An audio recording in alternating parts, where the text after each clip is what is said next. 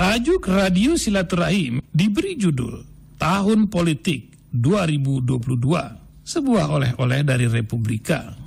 Pemilihan anggota legislatif dan presiden serentak memang masih 2 tahun lagi. Begitu juga pemilihan kepala daerah yang bakal diadakan pada paruh kedua 2024. Namun, publik sudah merasakan hangatnya suhu politik sejak pertengahan tahun kemarin.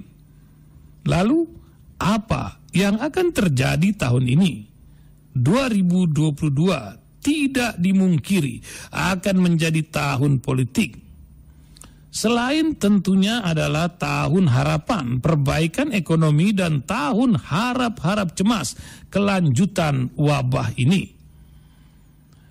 Implikasi dari 2022 sebagai politik adalah publik akan disuguhi berbagai manuver elit dan partai politik. Media sosial menjadi lebih berisik, noisy. Para pendengung alias buzzer berbagai kelompok kepentingan terus membanjiri Facebook, Twitter, YouTube, WhatsApp, grup dengan karangan-karangan serupa berita bohong, hoax, kampanye politik negatif ke para tokoh akan menghiasi gawai-gawai kita.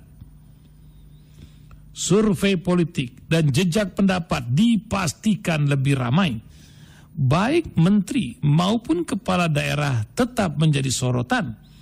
Partai politik tidak tinggal diam. Pergerakan mereka ke daerah diprediksi makin panas. Baliho politik sudah pasti. Kita yang berharap bahwa baliho politik akan berkurang tahun ini siap-siap gigit jari. Ada beberapa faktor yang bisa memuluskan 2022 sebagai tahun politik. Pertama, Komisi Pemilihan Umum dan Badan Pengawas Pemilu bersama pemerintah harus mengambil keputusan soal jadwal pemilu yang pasti. Kalau keputusan itu sudah disepakati, tahapan pemilu malah sudah di depan mata. Perhitungan KPU tahapan awal pemilu 2024 bisa segera dimulai kurang dari 30 hari lagi. Begitu banyak persoalan logistik, infrastruktur pemilu, teknologi informasi, serta sumber daya manusia yang harus segera dilakukan untuk memuluskan 2024. Faktor kedua, pemilu 2024 posisinya cukup unik. Untuk pertama kalinya, representasi tokoh tua yang bakal maju akan memudar. Kecuali Menhan Prabowo Subianto yang sudah digadang-gadang lagi maju bersama Ketua DPR Puan Maharani. Tidak ada lagi tokoh politik tua yang turun ke gelanggang.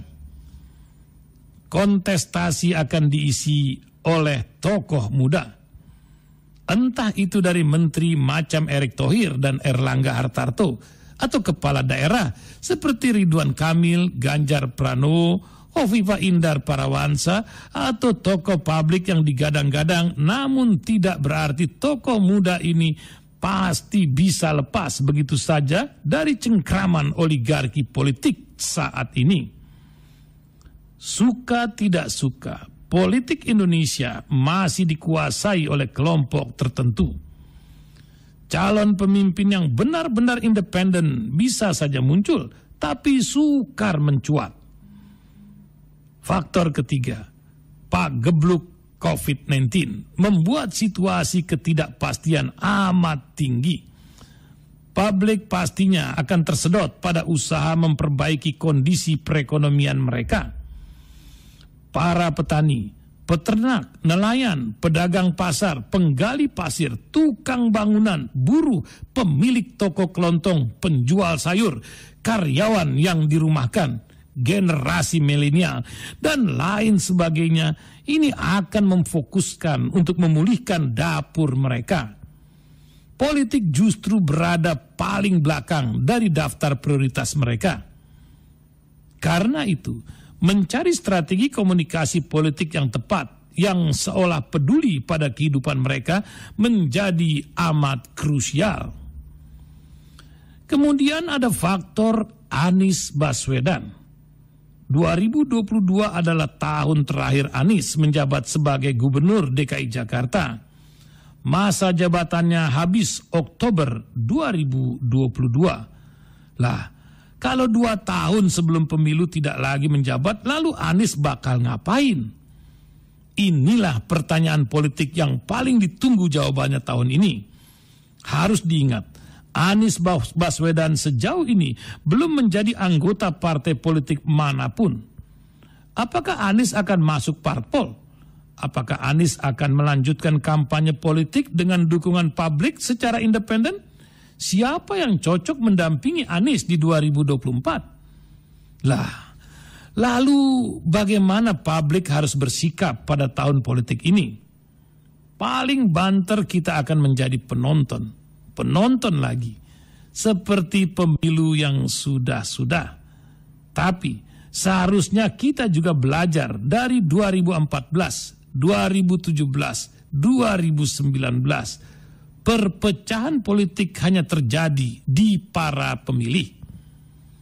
Karena toh elit politik sudah berangkulan dan bagi-bagi kepentingan. Ini tentu saja jangan terulang. Kita harusnya sudah menjadi pemilih yang jauh lebih cerdas, lebih bijak, lebih dewasa.